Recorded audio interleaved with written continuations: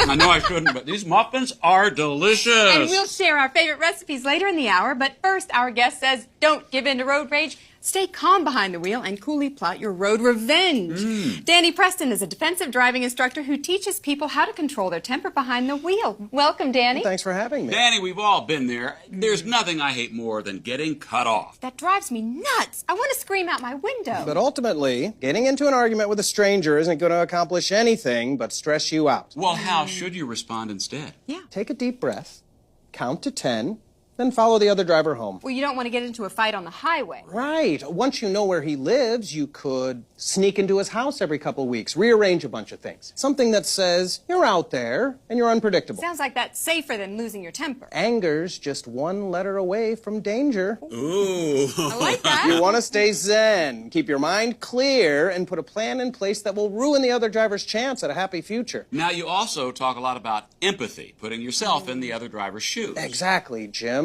Just last week, I was waiting for a stoplight to change when some angry driver behind me was leaning on the horn. I hate that. But then I remembered he's human, just like me. He has a family that loves him, and that's an exploitable weakness. I started sending him videotapes, hours-long videotapes filmed outside his parents' home.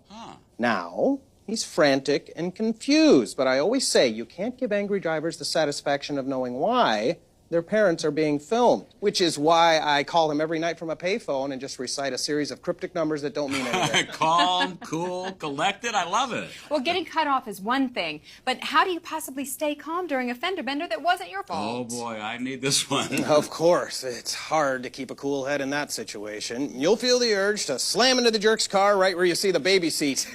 But you don't want to do anything that could get somebody hurt on the road. Instead, you should murder the person's next-door neighbor. But when he moves someplace safer, you follow him and you kill his next-door neighbor again.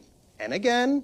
Now he can't escape death and he has no idea who you even are. Oh, that is a great driving tip. Now, something a lot of people want to know. What if someone's getting angry about your driving? You can't let it get to you. For example, in 1996, some guy gave me the middle finger after I cut him off.